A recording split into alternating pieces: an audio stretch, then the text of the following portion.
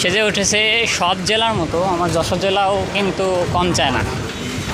দেখুন যশোর জেলা অন্যান্য জেলার ভিতর মতোই সেজে উঠতে শুরু করেছে এবং আপনারা জেনে অবাক হবেন সত্যি যে যশোর মৌলী রুটের যে রোডটা দীর্ঘদিন পড়েছিল সেই রোডটায় কিন্তু উন্নতির ছায়া লেগেছে। কারণ আমাদের রোডে দেখেন রোডটাকে আগে ওয়ান ওয়ে রোড ছিল, এখন টু ওয়ে রোড করে দিয়েছে সরকার। এই জন্য মাননীয় সরকার প্রধানকে ধন্যবাদ জানাই।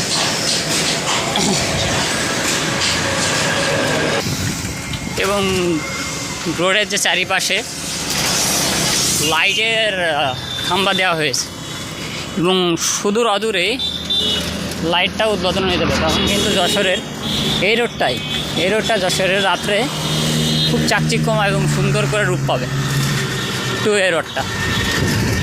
আর টু ওয়ান রোডের জন্যই যশোরটাকে সাজানো হচ্ছে এবং যশোরের পরিবেশটা আগের থেকে ইনশাল্লাহ অনেক সুন্দর লাগবে, অনেকটাই। দেখুন এটা আমি দেখলে দেখানো যাচ্ছে যেহেতু রোড হাইওয়ে রোড, কথা বলতে হচ্ছে প্লাস ভিডিও করতে হচ্ছে, রিস্ক তো থেকেই যায়। যশোরে যে উন্নয়নমূলক কাজটা কিন্তু হয়ে যাচ্ছে, দেখছেন পুরো কতটুকু কাজ, মানে পুরো রোডটা খুব সুন্দরভাবে সাজাচ্ছে।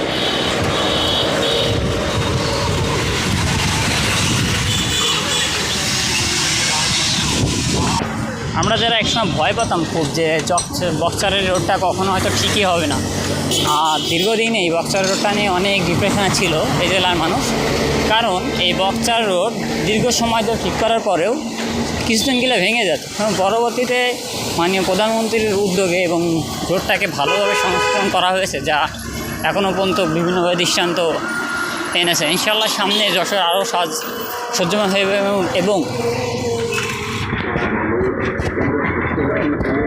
এবং বাংলাদেশে একটা দৃষ্টান্ত রোডে পরিণত হবে, এটুকু নিয়ে আশাবাদী।